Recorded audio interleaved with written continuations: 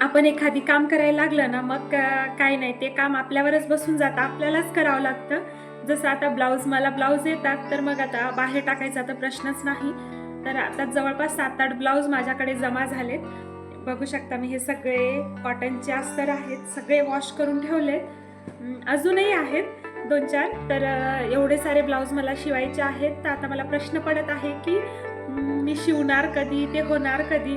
कारण आता लग्न वगैरे चालूच होतील. बरेच जवळचे 2-3 लग्न आहेत, तर त्यात मग साड्या वगैरे यूज होतील. नाहीतर घेऊन ते वेस्टच जाणार आहे. आणि यांचं तर म्हणणं असतं, तुम्ही घेता आता ते घालता 2 वर्षानंतर. तर तसं होऊ नये म्हणून मी आता 2-3 दिवसात एक तरी माझं ब्लाऊज कंप्लीट झालं पाहिजे. नक्कीच ट्राय करणार आहे मी. हे बघू शकता तुम्ही, तेव्हापासूनच्या साड्या पडलेल्या आहेत.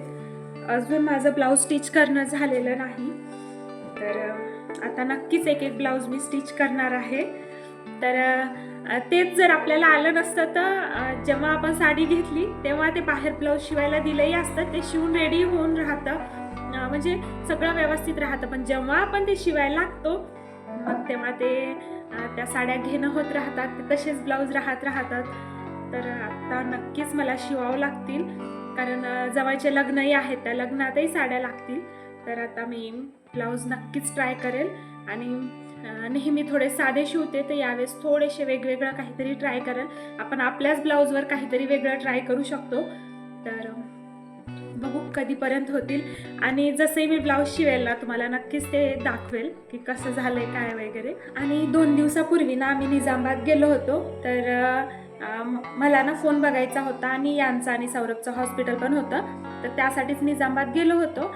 आणि तिथं ना विवोच्या स्टोअरला गेलो मग आम्ही, ब्लड टेस्ट वगैरे झाल्याच्या नंतर. फोनमध्ये स्पेसच बस होत नाही आहे माझे व्हिडिओज वगैरे. म्हणजे मला एखादी व्हिडिओ बनवायचा म्हणलं ना, तर अगोदरचे सगळे क्लिप डिलीट करावं लागतात, तर ते कुठं डाउनलोड होतं, नाही तर मग इतका इश्यू. तर त्यासाठीच मग थोडं नवीन फोन बघायचा आहे, ज्यात स्टोरेज पण जास्त राहिलं पाहिजे आणि व्हिडिओची क्लॅरिटी, म्हणजे कॅमेऱ्याची क्लॅरिटी छान असली पाहिजे. तर आम्ही विवो स्टोअरला गेलो होतो.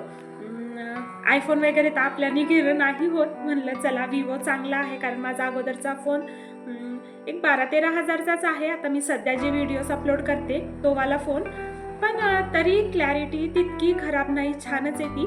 आणि जर एकदम उजेडात म्हणा किंवा उन्हात वगैरे असं व्हिडिओ काढल्यास तर एकच नंबर येतात. तर मग तिथं शेजारी विशाल मार्ट होतं. जेव्हा आम्ही निजामाबाद राहायचो ना, तर जे विशाल मार्ट होतं ना, ते घराजवळून जवळच होतं, आम्ही जिथं राहायचो तिथून. तर माझं महिन्यातून एखादी 2 वेळेस काही छोटं मोठं लागलं की तिथं जाणं असायचं. आणि आम्ही ना विशाल मार्टला ना गरिबाचा मॉल म्हणत होतो. तर ते खरंच आहे बरं. म्हणजे काही वस्तू इतक्या मस्त आणि स्वस्त भेटतात ना, खरंच खूपच छान. तर मग तिथून अशा कर्चीफ आणल्यात बघा. एक वेळेस वाटतं मग ऑनलाईन पण भेटत नाहीत. आता हे 59 रुपीजला एक पॅक, म्हणजे हे 3 कर्चीफ 59 रुपीजला. आणि याचा क्लॉथ तर इतका छान ना. तर मग लागत राहतात हे 3 पॅक. अजून एक पॅक आणलं होतं, ते यांनी घेतलं, म्हणले मला कार वगैरे पुसायला होऊन जाईल. आणि हे जे मी वेअर केले ना, हे टी शर्ट्स अजून 3 म्हणजे 4 टी शर्ट्स घेतले होते, हे एक टी शर्ट. आणि मी नेहमी ना निजामाबाद होते तेव्हा तिथूनच घ्यायचे टी शर्ट्स वगैरे. स्पेशली टी शर्ट्स तर तिथून घ्यायचे. लेकरांचे ड्रेसेस खूपच कमीमध्ये स्वस्त भेटायचे. तर बघा, हे मी वेअर केलेलं टी शर्ट 199, आणि हे टी शर्ट 120ला पडलं आहे. तर बघू शकता तुम्ही क्वालिटी किती छान आहे. आणि अजून 2 मी ते वेअर केले, ते वॉश वगैरे केले, म्हणून मी काही ते दाखवलं नाही तुम्हाला. तर असं आहे. म्हणजे एक वेळेस आपल्याला वाटतं ना की ऑनलाईनच स्वस्त भेटतं, पण काही ठिकाणी ऑफलाईन पण एक नंबर भेटतं, जसं विशाल मार्ट.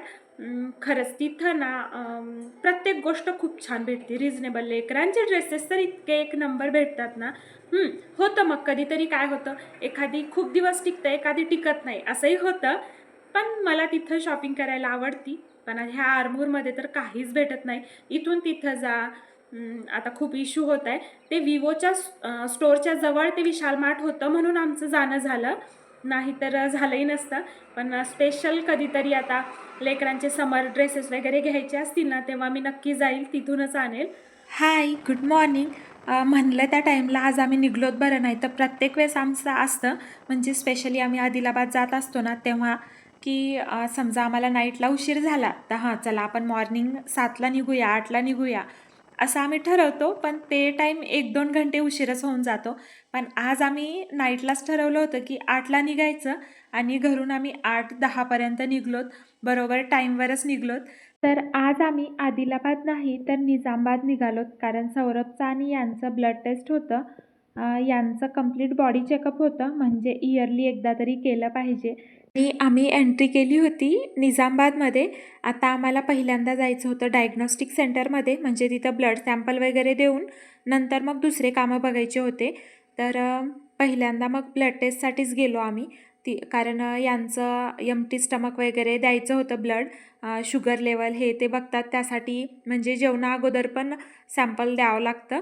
तर तेच मग आत्ता आलोत आम्ही इथं डायग्नॉस्टिक सेंटरला. तर इथं ऑफर बघणं चाललेलं होतं. तर कंप्लीट बॉडी चेकअप 4,000 कितीतरी पडलं यांना. आणि सौरभचं ब्लड घेतलं आहे आता. तर मागे वॅक्सिन दिली होती ना, तर आठवडाभर त्यांनी हातच हलवला नव्हता. तर मला आता परत भीती वाटत होती की तो हात असाच ठेवतो काय. त्याला थोडंसं मूव कर म्हणलं की रडणं चालू केलं त्यानं. बरं ठीक आहे राहू दे म्हणले. आणि डुग्गू मजा घेत होता की माझं ब्लड काढलं नाही, दादूचं काढलं, असं तसं चाललेलं होतं डुग्गूचं. आता ब्लडचे रिपोर्ट वगैरे यायला वेळ होता. तर मग मामाच्या घरी जायचं होतं आम्हाला. म्हणलं त्या अगोदर बाहेरच नाश्ता करावा, नंतर घरी जावं. कारण मामीला टेन्शन नको, कारण तिथं घरी आहेत 3-3 लेकरं छोटे छोटे. म्हणलं बाहेरच नाश्ता करून आपण घरी जाऊया, मग तिथे चहा वगैरे घेता येईल. तर हे टिफिन सेंटर ना फेमस आहे, मेंटेनन्स तेवढं नाही पण फेमस आहे. तर मग मामाने आम्हाला इथं आणलं होतं नाश्ता करायला. डुग्गूला इथला वडा इतका जास्त आवडला ना, त्यानं जवळपास 3 वडे इथं खाल्ले होते. तर आमचं इथं नाश्ता वगैरे करून मग मामाच्या घरी जाणं झालं. तिथं गेल्यावर राघवसोबत लेकरं इतके खेळायला लागले ना, खूप मजा केली लेकरांनी. कारण त्यांना छोट्या लेकरांसोबत खेळायला इतकं मजा येत होती. लेकरांना खेळू घालायला ना त्यांच्यासारखंच लेकरू भेटलं, म्हणजे खूप ॲक्टिव्ह होता राघव. बॉल गेला. अरे अरे अरे अरे, डुगू बॉल दे बेबीला. ए बेबी, हाय हाय हाय, डुगू आय आय, लागल हाय हाय. तू कुठे लेकरांना ठेवून आम्ही निघालो मग विवो स्टोअरला. कारण आम्हाला बघायचा होता फोन, तुम्हाला अगोदर सांगितलंच मी. तर जे फोन मला हवा होता ते तर लॉन्च झालाच नव्हता. त्यांचं म्हणणं होतं की मग तुम्ही 20-1 तारखेपर्यंत या. तिथून मग विशाल मार्ट गेलो, नंतर माझ्या दाताचं होतं थोडंसं हॉस्पिटल, तिथं गेलो. घरी परतलो. घरी आलं तर इथं राजूभाऊ आले होते. मग सगळ्यांना भेटून राजूभाऊ त्यांना बाय करून आम्ही परत निघालो. आणि आजचा दिवस सांगायला गेलं तर भरपूर काही, दाखवायला गेलं तर काहीच नाही, असा काहीसा गेला. चला मग भेटूया छानशा अशा नवीन ब्लॉगमध्ये. तोपर्यंत बाय.